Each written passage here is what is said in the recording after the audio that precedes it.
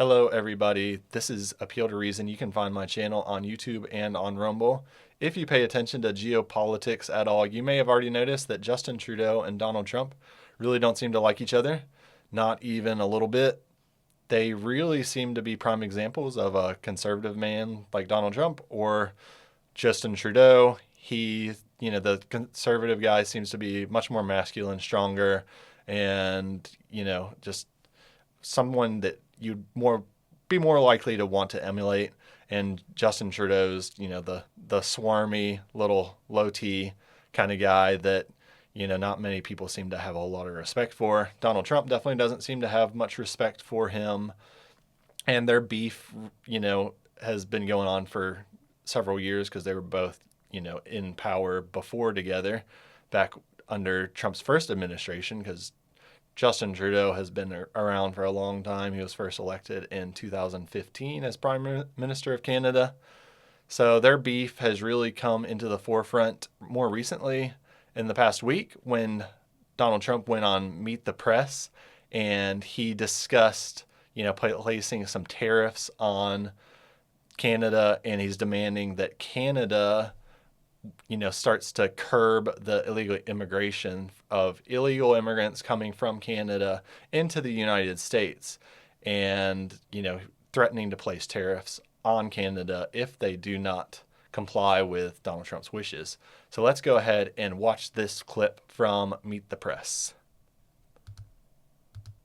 And that takes me to my next question. Yeah. Are you actually going to impose these tariffs, or are they a negotiating tactic? Well, I'll give you an example.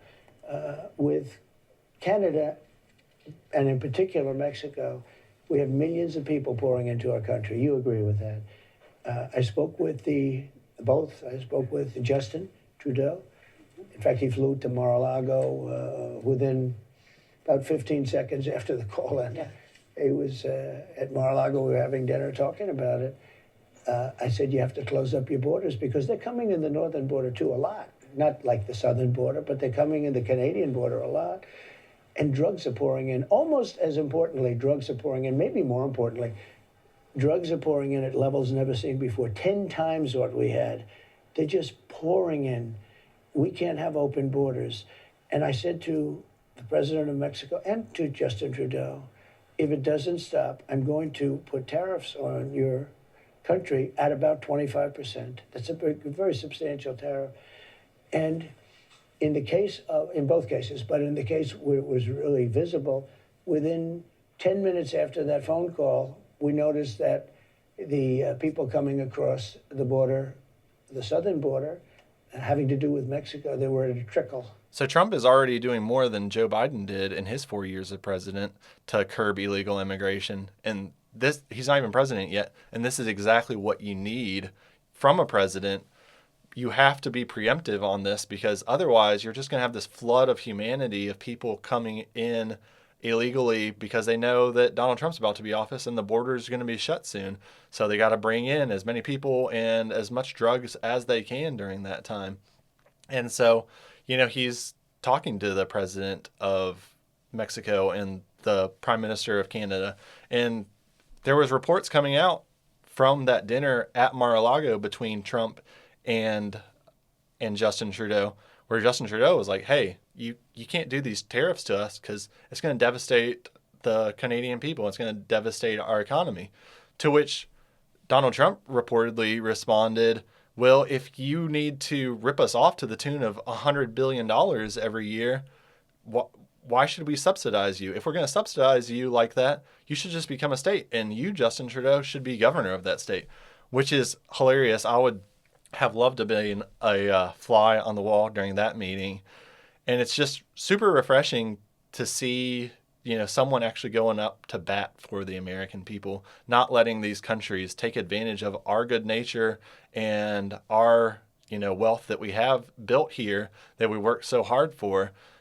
He's actually going to keep the money at home and not just give it over and to all these countries overseas who have just taken advantage of us and not respected us and not, pulled their fair share in anything. And then Trump came out later with this hilarious tweet on Truth Social that I want you all to see. I'll go ahead and read it for y'all.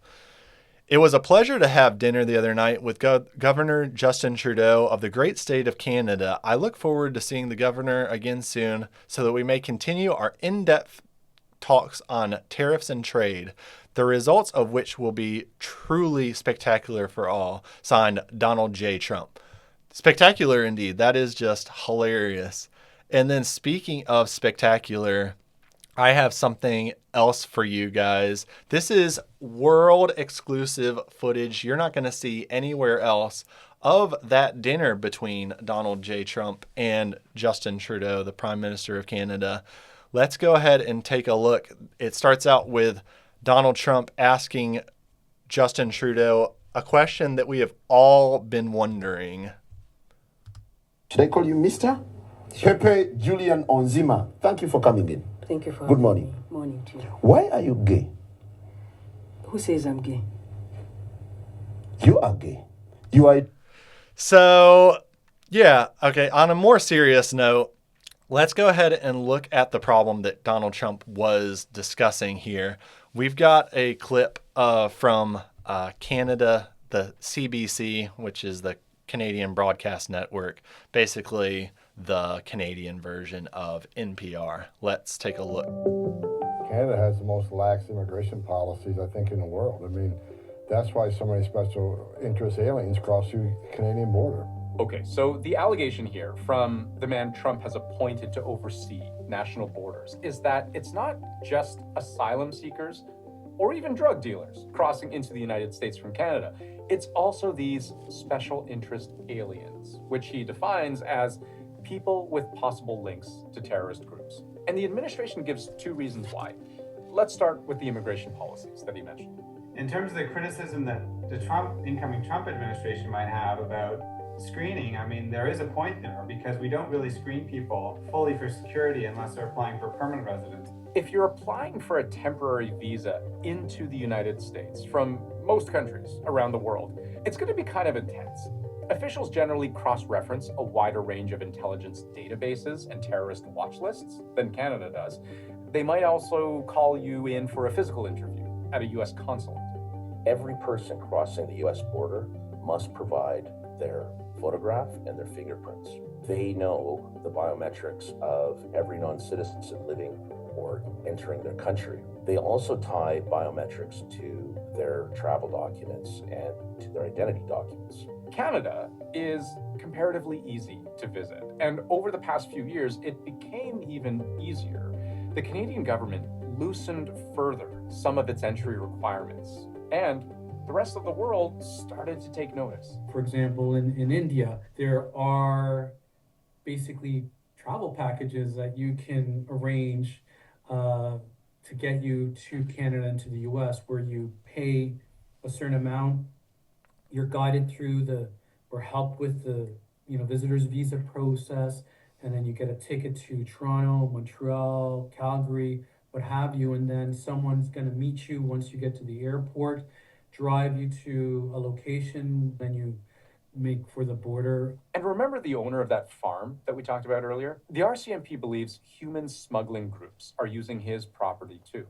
And you can see that in those videos, there seems to be a guide, and he shows up in a couple of videos, guiding people with a cell phone, likely, GPS or Google Map, just a location that he could also share to, a driver who's going to pick them up. Now, it is undoubtedly true that most people who cross illegally into the US from Canada are not national security threats. They make exceptional sacrifices and risk much to escape hardship, to build a better life, to find a fresh start.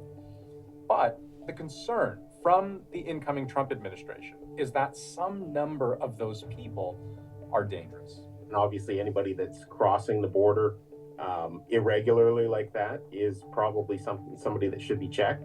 Some of them want to be brought into the immigration system.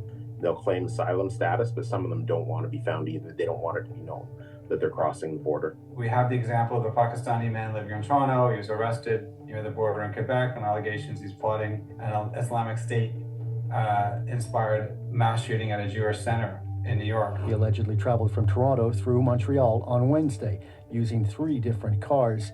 intending to cross the U.S. border with the help of a smuggler who was to be paid in cash. So he came on a student visa. Where was the vetting for that? And I think this is where it gets back to, we don't typically vet fully until the person's applying for permanent residence. Over the past 2 years, more than 1,100 people on U.S. terror watch lists were arrested while trying to cross from Canada into the U.S. That is more than double the number arrested on the southern border with Mexico. The Trump, folks are sort of looking at this going, that's a lot of people in Canada that, that aren't screened fully. And what if they make a run for it? So there's those kinds of security concerns, which are frankly legit. So yeah, that's pretty scary to see those statistics and how many more terrorists are potentially coming over from Canada than Mexico, because you can't have a country on your border and then not have a border, and that country you're sharing the border with, they have these lax immigration standards, and then you expect to just leave your border wide open and not have anything to worry about. It's just not going to work like that. Now let's go ahead and pivot over to Justin Trudeau and see his response to Trump and his threats of tariffs, and see sort of what Justin Trudeau thinks of Donald Trump. Canadians are fundamentally thoughtful about the kind of future we want, the kind of solutions we're going to put forward to improve our communities, to improve our neighborhoods, to build a better set of opportunities for our kids. And every election is about that as we approach what will be an election year next year. And my only request for everyone is to be really thoughtful and go into the choices you make with eyes wide open. I think there's a number of folks in different countries, and I won't point out any particular one, where folks are going to be wondering about the choice they may be made in elections. Let's not be that kind of country in Canada. Let's be deliberate about the choices we make. If we want to stop fighting climate change, if we want to re-legalize assault-style weapons, if we want to put back into question women's rights, if we want to scrap $10 a day childcare across the country and stop delivering free dental care to vulnerable seniors, then in a democracy, that's a choice people can make. Get rid of the CBC too. That's a choice people can make. But let's take on the responsibility as electors, as thoughtful agents of change in our communities, to be smart about, no matter how much we want change, let's not fall into an easy trap of voting for change for the worse. So this is definitely a dig at Trump and his supporters here in the United States. And, what he's mentioning there about not just going for change, but I mean, that's what people want, because people in Canada seem to be getting fed up with Justin Trudeau. They've had him for 9 years now. And, looks like Justin Trudeau is definitely doomed for a electoral defeat in the upcoming election. Looks like Pierre Poilievre is probably going to be taking over his position as the next Prime Minister of Canada, which I'm sure is something that Trump wants, and probably why Trump is trying to stir up some of this with Trudeau to help ensure his demise, if you will, in the election coming up. Let's go ahead and look at one more example of Justin Trudeau and his disdain that he has recently revealed towards Trump here. It shouldn't be that way. It wasn't supposed to be that way. We were supposed to be on a steady, if difficult sometimes, march towards progress. And yet, just a few weeks ago, the United States voted for a second time to not elect its first woman president. Everywhere, women's rights and women's progress is under attack, overtly and subtly. But I want you to know that I am, and always will be, a proud feminist. You will always have an ally in me and in my government.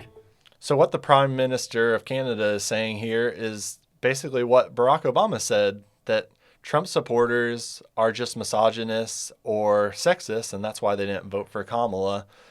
This is just another example of similarity between Justin Trudeau and Barack Obama. They both really seemed to have man crushes on each other when they were both in office together. And they were both these good-looking, handsome, young guys that when they were first elected, and very smooth, articulate, just good public speakers. And both had rumors that they're gay, which I don't believe about Barack Obama. I could see it about Justin Trudeau for sure. Not saying that it's true, but I could see it. On Barack Obama, on the other hand, I don't really believe the rumors about, Big Mike. I want to believe it. I think it would be hilarious. I really hope that it's true, but I don't think it is. And something that we have to accept as a country, and something that's really tragic for us, I feel like, is that Michelle Obama didn't, throw her hat in the rink and seek the nomination to be president when Joe Biden dropped out. So that means we never got to see on the debate stage Donald Trump look Michelle Obama in the face and say, call her Big Mike.